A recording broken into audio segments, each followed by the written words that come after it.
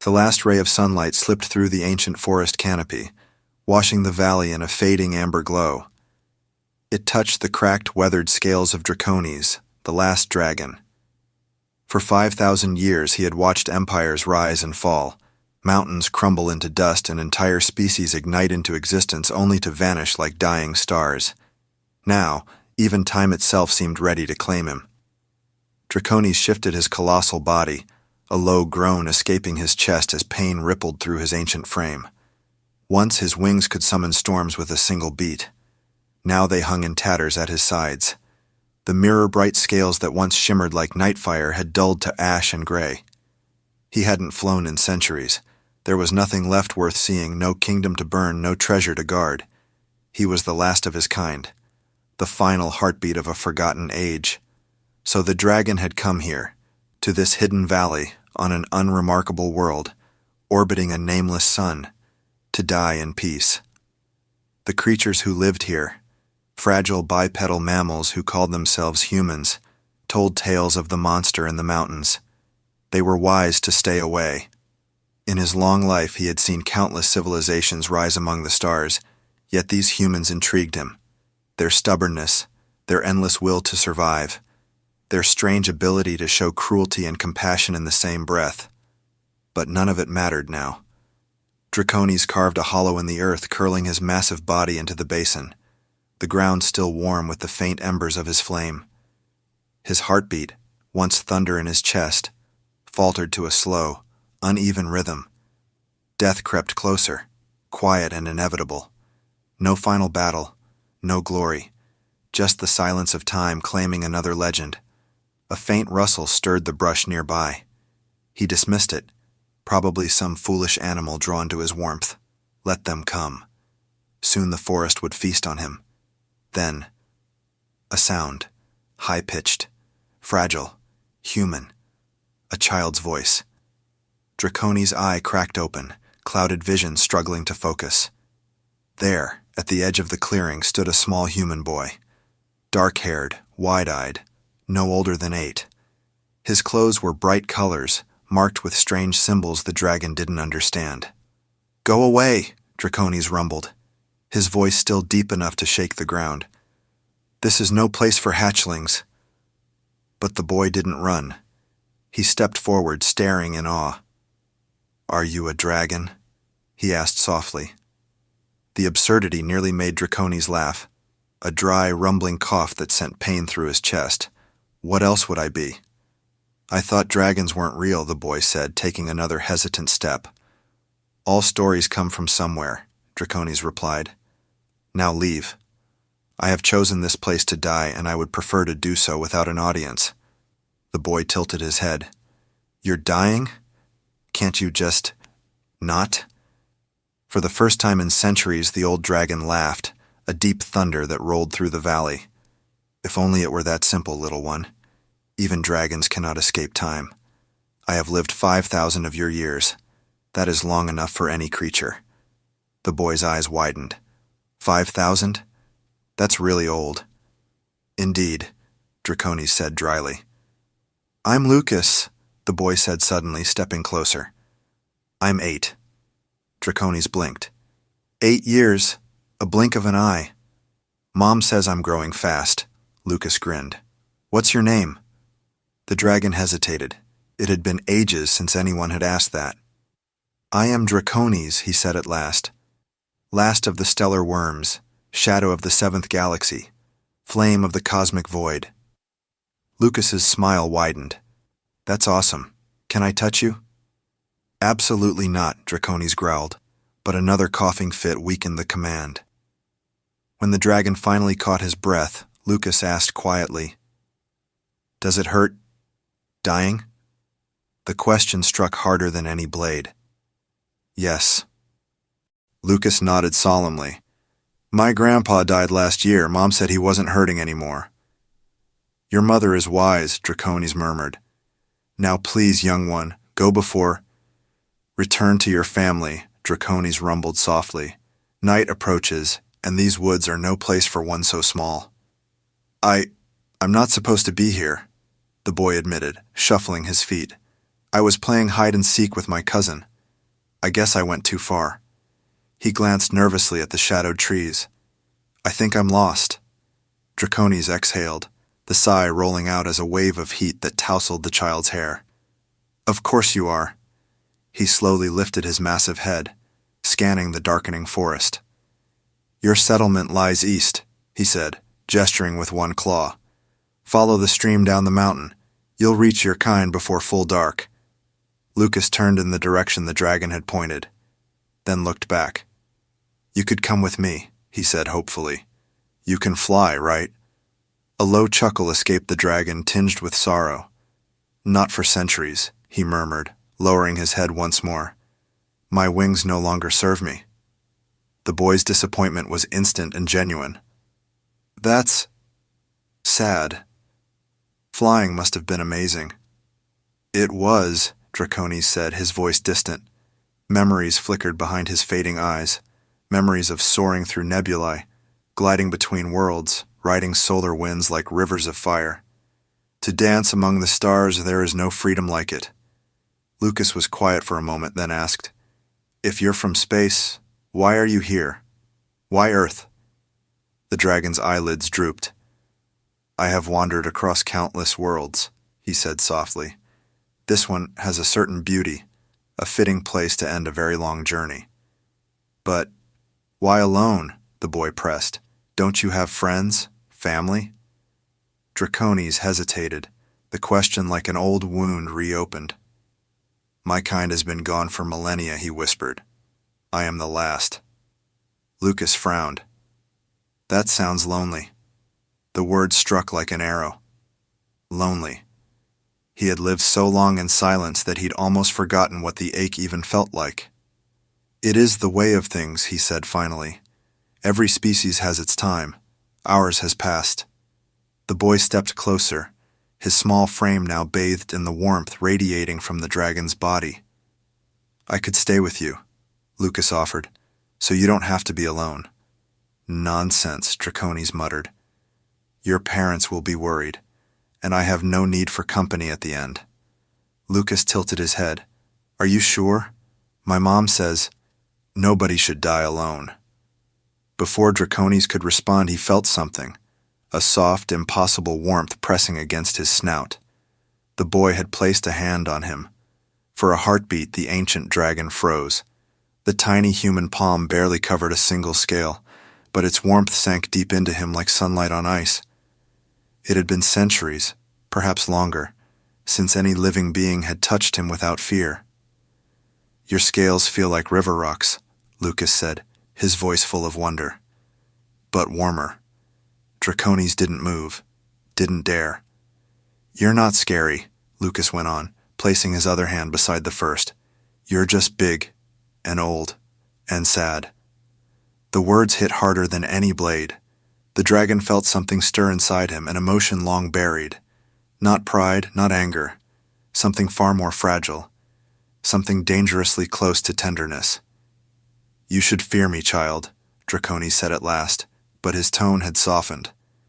In my prime, I devoured stars and bathed in the fire of supernovae. I have seen the birth of suns, and the death of galaxies. Cool, Lucas grinned, completely unfazed. His hands kept exploring the dragon's scales, tracing the ridge above one massive eye. Did you ever fight other dragons? Despite himself, Draconis' lips curved in somethis. The dragon's gaze drifted to the sky. Beings your kind has no words for, creatures of pure energy, devourers of time, shadows that feed on creation itself. He paused. Things from beyond your reality. Like monsters? The boy asked. Draconis gave a soft snort. If you like, though to them, we were the monsters. Lucas thought for a moment, then said, My dad says there are no monsters, just people who don't understand each other. The dragon considered that, his molten eyes glinting faintly. Your father is both right and wrong, he said finally. There are monsters in this universe, little one, but misunderstanding often gives birth to them. Lucas nodded as though that made perfect sense. Then he yawned, a wide, sleepy yawn that showed a missing tooth. You should go home now, Draconis said gently. Night falls fast in these mountains. I don't want to leave you, Lucas mumbled, rubbing his eyes. I have been alone, Draconis said quietly. For longer than your kind has known the art of writing, a few more hours will make no difference. But even as he spoke, he realized it wasn't true. The boy's presence, the warmth of his hands, his fearless questions, had awoken something deep within him. The numbness in his limbs was fading. His sight was sharpening. His heartbeat, once a dying echo, was steady again. A wild, ancient thought struck him. Could it be? Among dragonkind there were legends, whispers of a final renewal, a rebirth that could come only at the end of a dragon's life. But it required a catalyst, an act of perfect innocence, a selfless gesture born of pure compassion. Most dragons had dismissed it as myth. Yet as Draconis watched the boy fighting sleep beside him, he could feel it, the pulse of something stirring inside, his pain receding, his fire returning, the shadows retreating before an impossible light. Lucas yawned again, and the ancient dragon dared to hope. To Draconis' astonishment, the boy began to climb, small hands and feet finding purchase on his ancient scales, until he settled atop the dragon's snout. Then, without hesitation, he stretched out along the bridge of that massive nose, resting his head against the ridge above Draconis' eye like it was the softest pillow in the world. I'll just rest for a minute, Lucas murmured, his voice heavy with sleep. Then I'll go home. Draconis froze completely, afraid to move, afraid even to breathe too deeply. A child, a fragile creature of flesh and bone, had fallen asleep on the face of a being once feared across galaxies.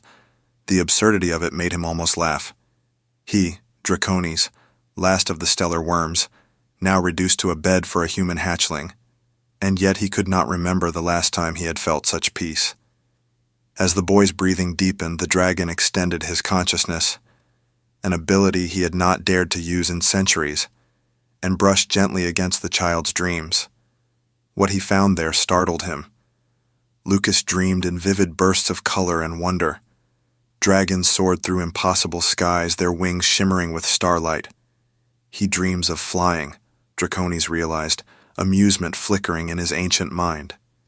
Guided by instinct, he added his own touch to the boy's dream, sharing memories of his long-lost freedom, of gliding through nebulae and racing the solar winds.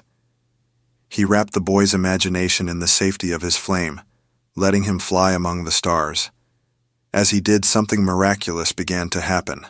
A pulse of renewal rippled through Draconis' body, not rejuvenation, not immortality reborn, but something entirely new. The pain eased. The cold emptiness receded. His cells hummed with a faint ancient power, awakening after eons of silence. With infinite care, Draconis curled himself around the clearing, enclosing the sleeping boy in a circle of warmth and protection. One great wing unfolded above them, and he blinked in disbelief as the torn membrane began to knit itself together, sealing the boy in from the chill of night. Impossible, he thought. This should not be. And yet it was happening. If the renewal continued, what then? He could not vanish into the stars and leave the boy with nothing but a fading memory. Nor could he remain a dragon in a world that no longer believed in such things.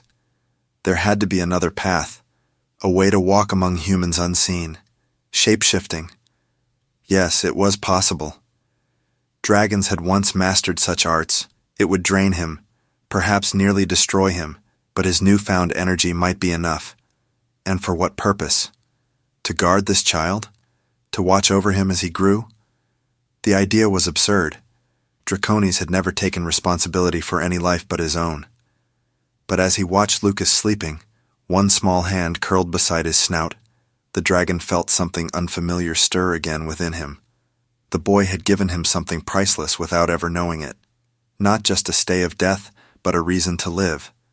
The wonder in those young eyes had rekindled what time and loss had burned away. Curiosity.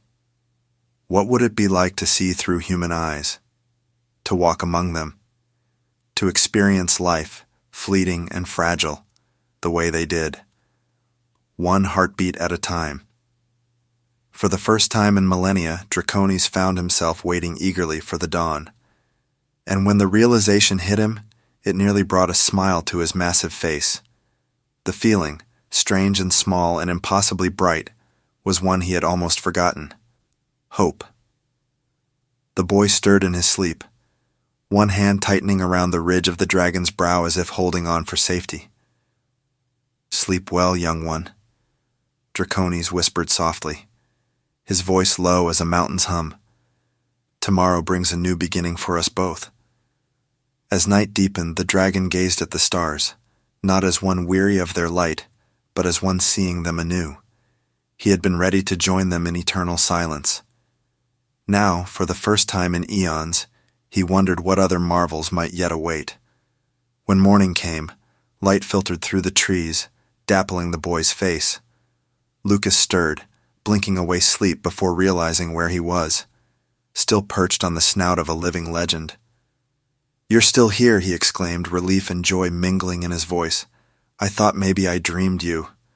"I am still here," Draconis said, his voice stronger now, resonant once again, though not for the reason I expected. Lucas sat up, rubbing his eyes.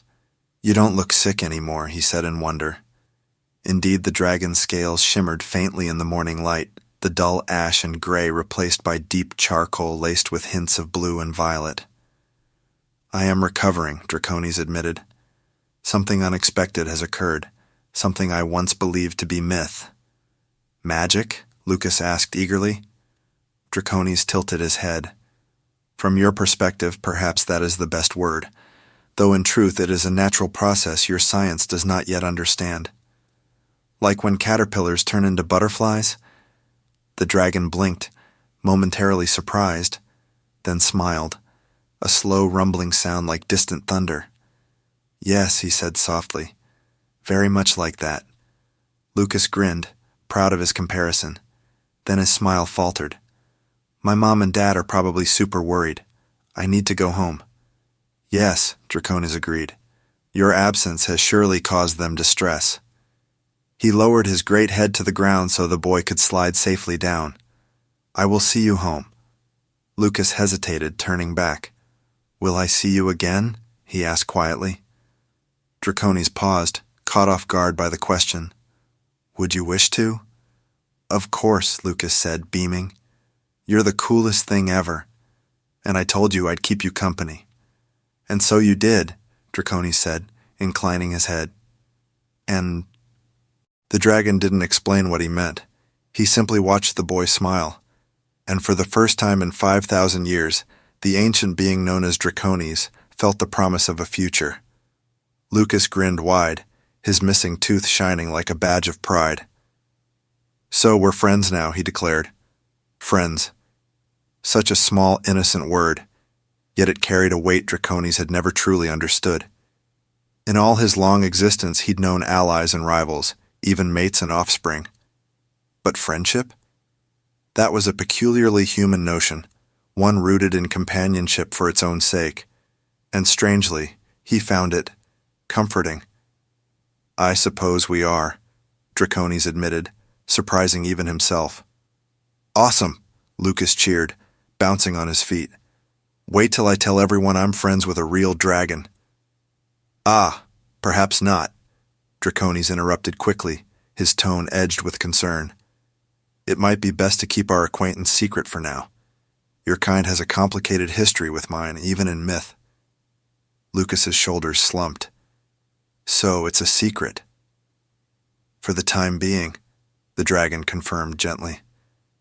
"Until I understand what's happening to me, and what it means for us both." The boy paused, then nodded solemnly. "Okay, I can keep a secret." He pantomimed, locking his lips and tossing away an imaginary key. "Excellent," Draconis rumbled, a faint smile in his tone. "Now let's return you to your people." With a motion far smoother than the day before, the dragon rose to his feet. The ache in his ancient bones was still there, but dulled, replaced by something he hadn't felt in ages: strength. Testing his wings, he found the once tattered membranes knitting themselves back together like living starlight. "Can you fly now?" Lucas asked, hope sparkling in his eyes. "Not yet," Draconis said, "but soon, perhaps." He lowered his head. For now, would you like to ride upon my neck as we walk? It will be safer than trying to keep up. Really? I can ride you? Just this once, the dragon said, feigning sternness, though warmth crept into his voice. Hold tightly to the ridges.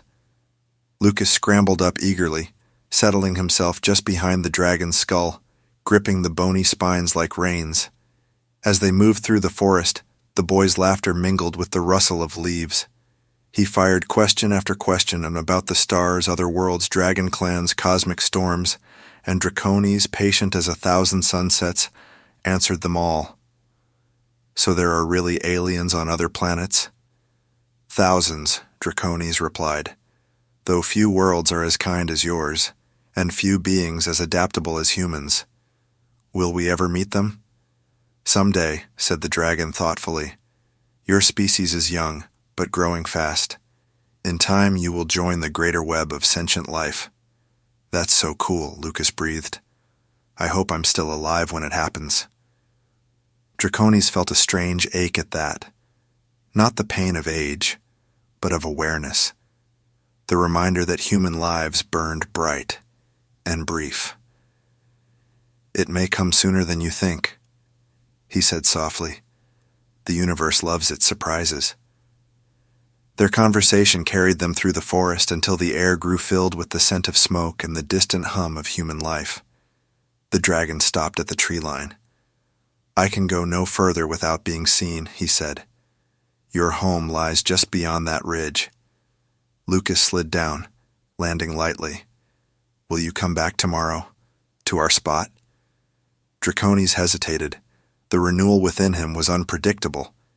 And yet, looking into the boy's expectant face, he couldn't bring himself to say no. I will try, he promised, but do not wander this far alone again. It is not safe. I won't, Lucas said solemnly. Then, suddenly, he flung his arms around the dragon's foreleg in a fierce hug. Thank you for not dying. The word struck Draconis harder than any cosmic blast. For a heartbeat, he couldn't speak. And thank you, young one, he said finally, his voice low and rough with emotion, for reminding me why life is worth continuing. Lucas grinned up at him one last time, then turned and ran home, waving until he vanished over the ridge. Draconis watched him go, a strange warmth spreading through his ancient heart. Yesterday, he had been ready to dissolve into starlight and memory. Today, he found himself wondering about the future, and for the first time in countless ages, wanting to see it. The days that followed were unlike anything in the long annals of dragonkind.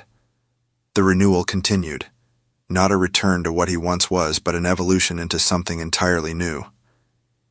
His scales regained their obsidian gleam, streaked with veins of cosmic blue that shimmered like captured galaxies. His wings healed, though smaller, stronger, more efficient. And his mind, once aloof and timeless, now found wonder in the smallest of human things. Curiosity, laughter, even the simple act of a boy bringing stories to share. And true to his word, Lucas returned, again and again, each time with new questions, new discoveries, new pieces of the human world. One afternoon, he arrived with a backpack bulging with books. I brought some stuff to show you, he said proudly, dropping it at the dragon's feet.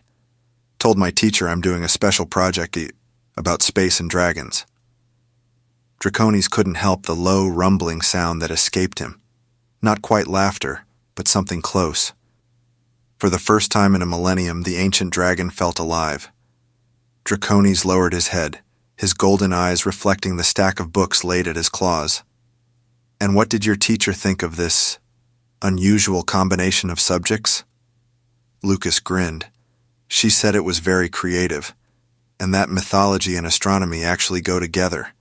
Something about how old stories come from the stars. Indeed, Draconis murmured, amused by the child's enthusiasm.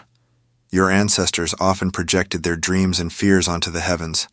The constellations are your oldest stories written in light. Look at this one, Lucas said, flipping open a thick, colorful book. This is what people think dragons look like. Draconis peered at the pages, four-legged beasts breathing fire, sitting on mountains of gold, terrorizing villages or guarding princesses. Some had too many heads, others sprouted feathered wings like oversized birds. Fascinating, he said at last. They captured pieces of truth, but missed the essence entirely. You don't breathe fire, Lucas said, tilting his head. At least I haven't seen you do it. Not as shown here, Draconis replied, but in my prime I could generate plasma hot enough to ignite the skies of certain worlds. A different process, though far more dangerous. Lucas's eyes widened. Can you show me? The dragon hesitated, then smiled slightly. A small demonstration, perhaps. He inhaled, the air shimmering with energy. A heartbeat later, he exhaled, and from his breath formed a glowing sphere that floated above Lucas's head, swirling with deep purples, blues, and flashes of living lightning. Whoa, Lucas whispered. You may touch it, said Draconis. It is cool now, only a shadow of its true power. Lucas reached up, his fingers passing through the glowing mist. Ripples of color spread like waves. It tickles, what is it? A miniature nebula, Draconis explained. Similar to the nurseries where stars are born, energy dancing itself into matter. Lucas's eyes shone with awe. It's beautiful. Yes, the dragon agreed softly. It is. With a breath, the sphere dissolved into starlight and vanished. Can all dragons do that? Lucas asked. Once, yes, said Draconis. Each of us had our own way of shaping the cosmos. We were creatures of energy and thought as much as flesh. Your scientists would find us difficult to classify. Lucas nodded, thoughtful, and pulled out another book. This one's about dragon constellations. Is that real? Draconis leaned closer to study the chart. Not as shown here, but there is truth in it. The constellation you call Draco once served as a guidepost for my kind, a landmark among the stars. Lucas traced the pattern with a finger. Did you have a home planet? Not in the way you understand, said Draconis. We were born of the spaces between stars, where energy gathers and worlds begin. Later we made homes on many worlds, but none were truly ours. Do you miss it? Your home? Lucas asked quietly. Draconis paused, the question catching him off guard. I had not thought about it in those terms for a long time, he admitted. But yes, I miss what we shared. The sense of belonging, of purpose. Lucas looked up at him with sudden seriousness. You don't have to be alone anymore. You have me now. The simple words struck deeper than any cosmic truth. For a moment, the great dragon could only stare. Indeed I do, he said finally, voice low. And it has made all the difference. Lucas grinned and rummaged in his backpack. I made something for you.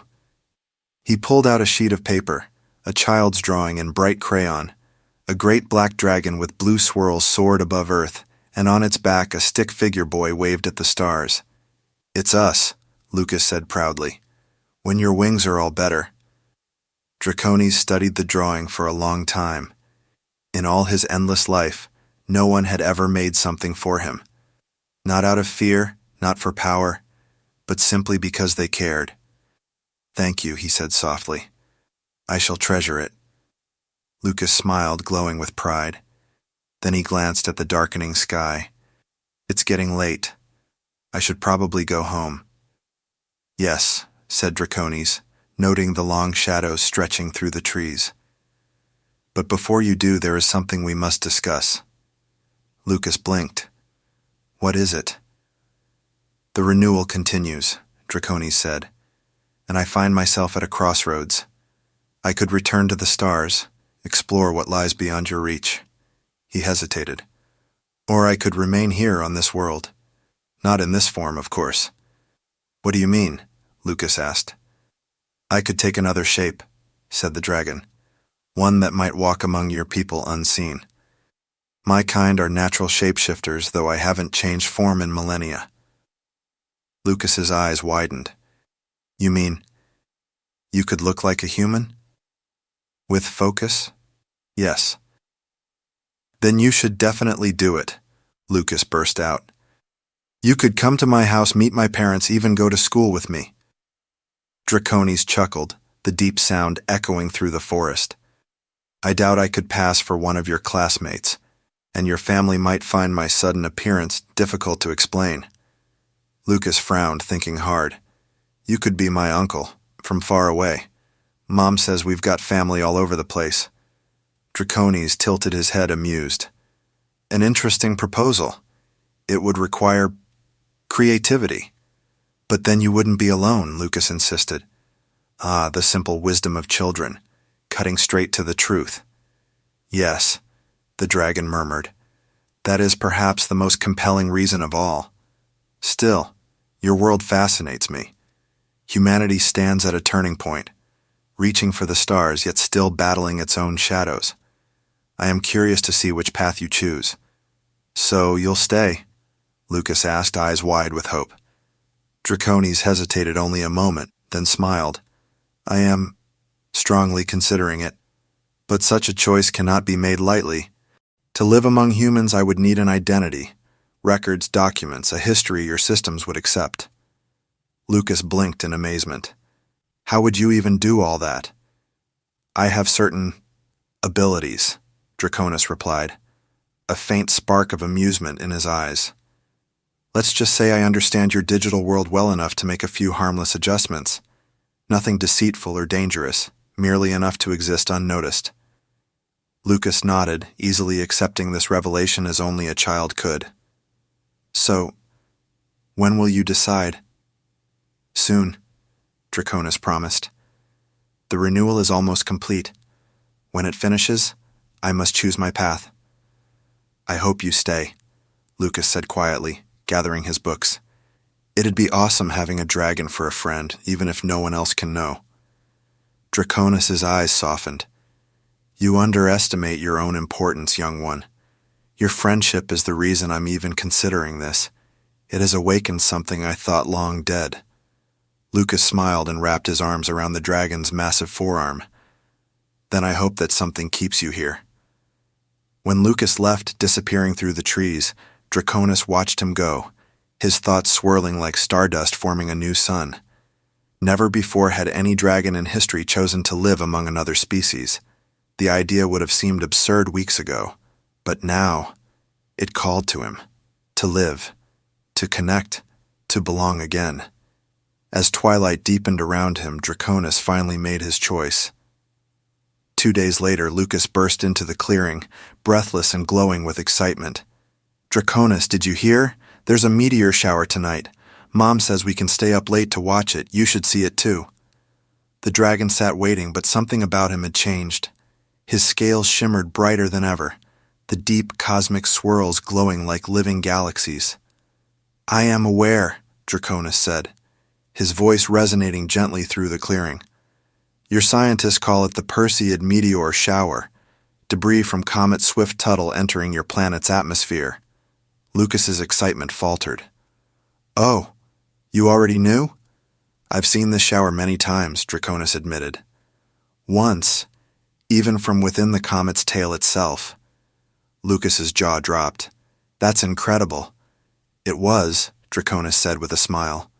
Though, watching it from here, with you, will be no less extraordinary. Lucas beamed, but as he looked closer, he tilted his head. You look different today.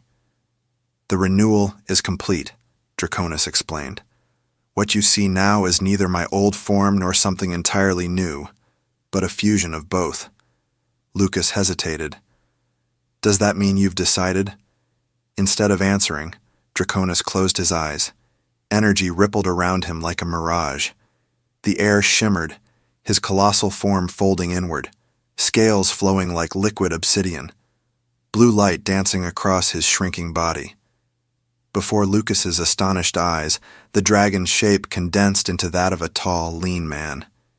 His eyes retained their vertical pupils, his black hair streaked with starlit blue. The suit he wore shimmered subtly, its dark patterns shifting like distant galaxies. This form, Draconis said, his deep voice now human yet still resonant, will allow me to walk among your kind without attracting suspicion, Lucas's mouth fell open. That is awesome. You look like a person, but also still like you. Draconis, now Drake, flexed his hands, studying them. It's been centuries since I last assumed a human form. The proportions will take some getting used to. Can you still do dragon stuff? Like the glowing orb? Drake raised his palm. A tiny nebula shimmered into being above it, spinning with colors of deep space. My essence remains. Some abilities have changed, but their core is the same. Lucas reached out, his fingers brushing the miniature cosmos. It feels like you, he said softly. Just smaller. Drake smiled, a strangely human expression that felt both new and ancient. It is me, and yes, Lucas, I've made my decision. I will stay, at least through your childhood. After that, who knows where fate will lead us? Lucas's eyes shone. Really? You're staying? Yes, Drake said with a nod. I have crafted a suitable identity and records within your systems. To the world, I'll be known as Drake Stellaris, a distant relative of your family newly returned from abroad, a scholar of astronomy and ancient myths. Lucas giggled. Drake? That's perfect. Like dragon, but sneaky. Drake chuckled. Subtle enough for humans, but close enough to remind me of who I truly am. So, Lucas asked eagerly, what happens now? Now, Drake said, rising to his feet with quiet determination, we prepare to introduce me to your family. Lucas blinked. Wait, introduce you? Like, to my parents? Indeed, Drake replied. I have arranged for a coincidental encounter in the town center tomorrow. From there, I will gradually weave myself into your community. Lucas frowned. But they won't know who you really are. Drake nodded solemnly. No. That truth must remain our secret. For now. Humanity is not yet ready to learn that dragons still exist, let alone that one walks among them. I won't tell anyone, Lucas said seriously, crossing his heart. I know you won't, Drake replied, warmth softening his tone. Your honesty is one of the many traits I admire in you, young one. Lucas's grin returned. So, where will you live? I've secured a place on the outskirts of your town, Drake explained. Close enough to remain near you, but private enough to shift back into my true form when needed.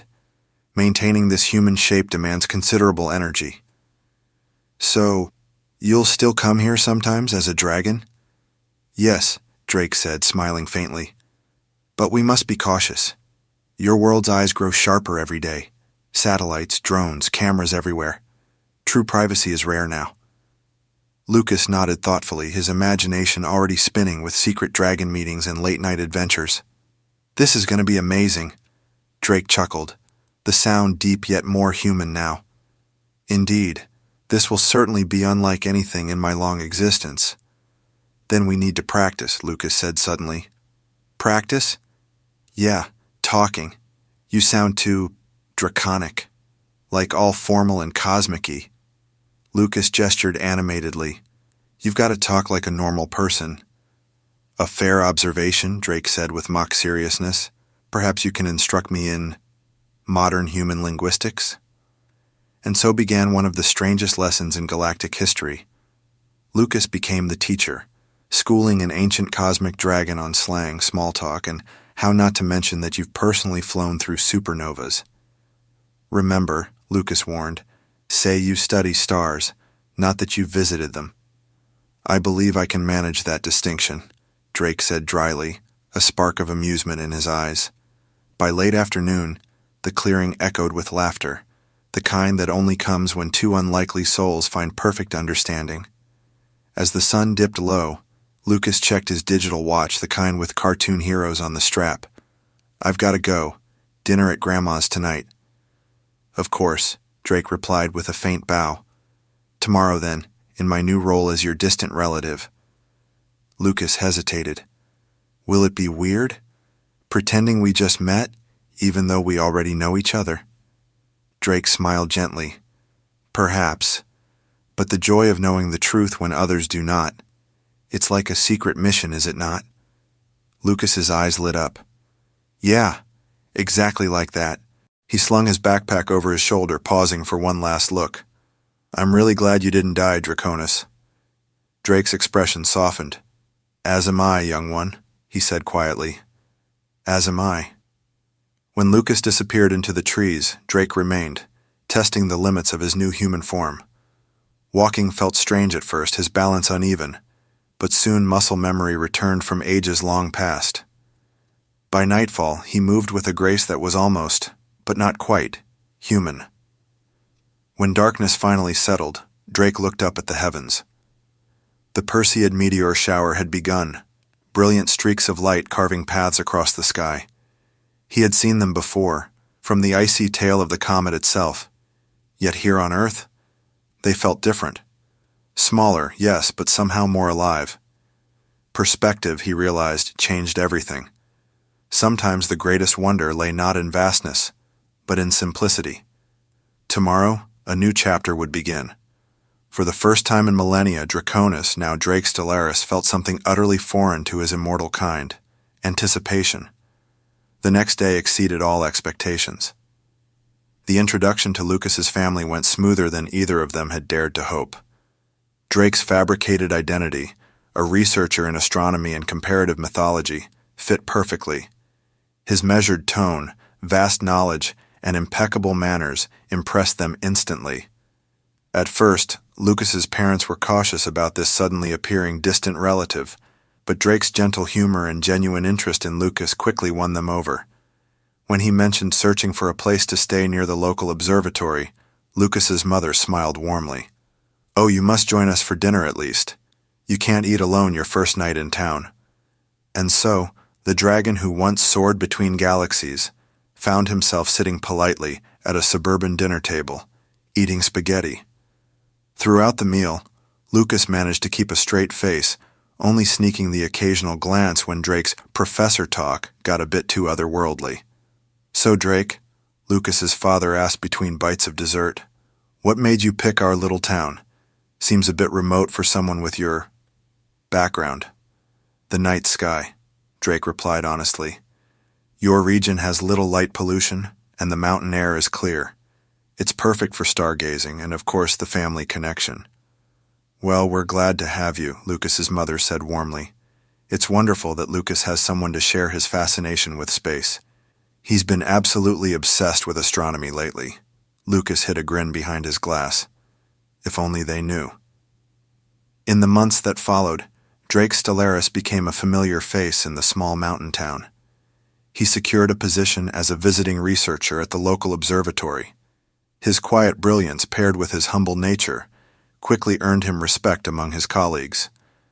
Though his insights were carefully filtered to match what humanity could yet understand. He purchased a small house on the edge of town, nestled against the forest and just a short walk from the hidden clearing where he could, on rare nights, return to his true draconic form. The home reflected both sides of his nature: books on astronomy beside ancient artifacts, meteor fragments alongside human art, and a small frame drawing, a black dragon with blue swirls flying over Earth, carrying a stick figure on its back. Lucas's gift.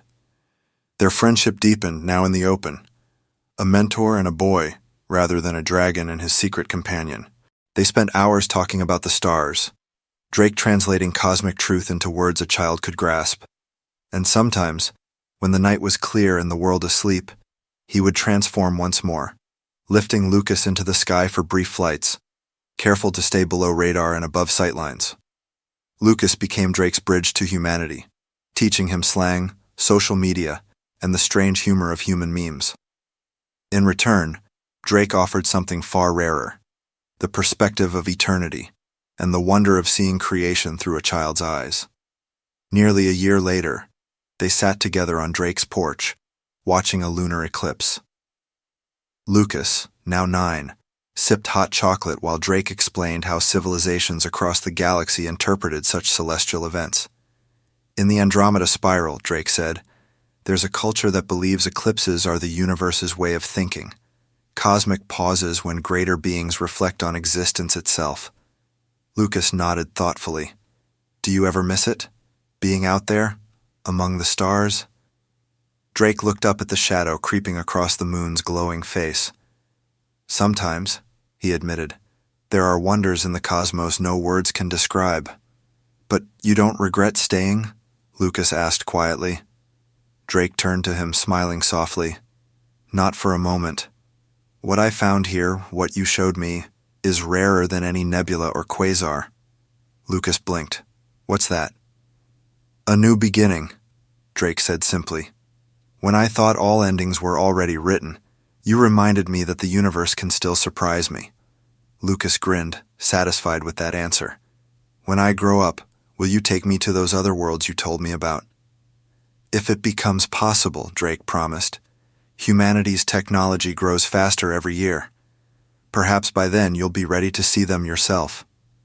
And if not, Lucas said with a playful smile, you can just carry me, when you're a dragon again. Drake chuckled, a deep rumbling sound. My interstellar travel capabilities are somewhat diminished at the moment, but who knows? The future rarely unfolds the way we expect. The two sat in peaceful silence as the eclipse reached totality, the moon turning a deep, copper red. The air was cool, the world still, and above them, the stars shimmered like ancient witnesses to a promise kept. Thanks for not dying, Lucas said suddenly, the same words he'd spoken long ago in the forest. Drake placed a gentle hand on the boy's shoulder. And thank you, he said softly, for teaching an old dragon how to live again. Above them, the stars continued their eternal dance, silent, watchful, eternal, bearing witness to an impossible friendship that had rewritten the ending of a story 5,000 years in the making. Whatever came next, whether cosmic adventure or the quiet miracle of human life, they would face it together. The boy who befriended a dragon, and the dragon who rediscovered hope in a human heart. And that was the end of the story. If you listened all the way through, don't forget to leave your thoughts in the comments below. We read everyone. Your feedback, whether positive or critical, helps us bring you even better stories next time. And if you enjoyed The Boy Who Befriended a Dragon, give this video a like and subscribe for more tales of wonder, hope, and humanity's place among the stars.